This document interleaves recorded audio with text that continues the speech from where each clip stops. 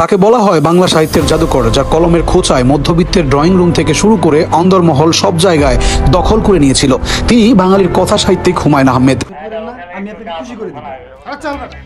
তিনি কাগজের পাতায় তার হাতের মাধ্যমে গল্প বুনেছিলেন সেলুলয়েডের ফিতায়।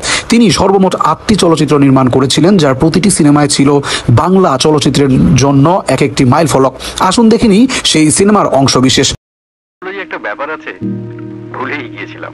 1994 সালে প্রেক্ষাগৃহে মুক্তি পায় আগুনের পরশমণি। 1994 সালে সরকারি অনুদানের সিনেমা এটি।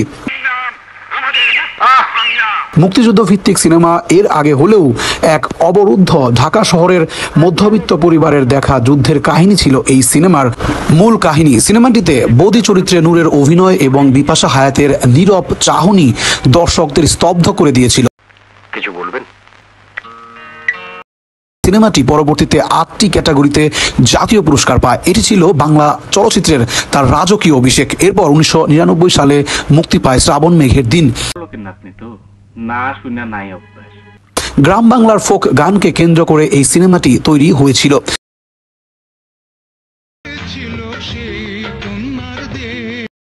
উকিল মুন্সির গানগুলো নতুন করে প্রাণ পায় বারি সিদ্দিকীর কণ্ঠে। গল্পে ছিল ত্রিভুজ প্রেমের ট্র্যাজিড পরিণতি, যা বাংলা চলচ্চিত্রে খুবই বিরল। মতি চরিত্রের জন্য জাহিদ হাসান শ্রেষ্ঠ অভিনেতা চলচ্চিত্র পুরস্কার পান।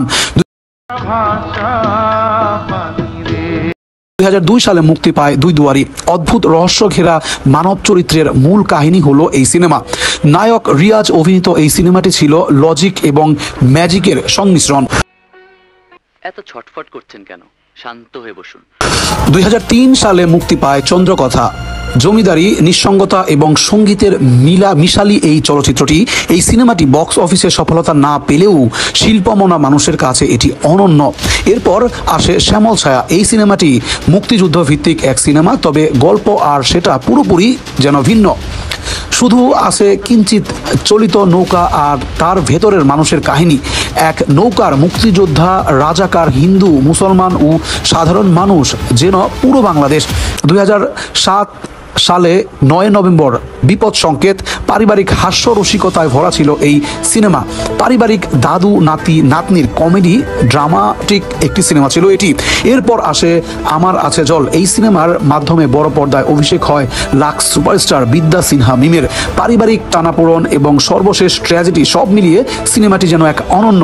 2012 সালে এসে ঘেটুপুত্র কমলা ও 150 বছরের পুরনো জলসাঘরের অন্ধকার দিক ও ঘেটু দলের এক কিশোরের মর্মান্তিক কাহিনী গল্প নিয়ে এই সিনেমা তৈরি হয়। এই সিনেমাটি 85তম অস্কারে বাংলাদেশ থেকে পাঠানো হয়েছে।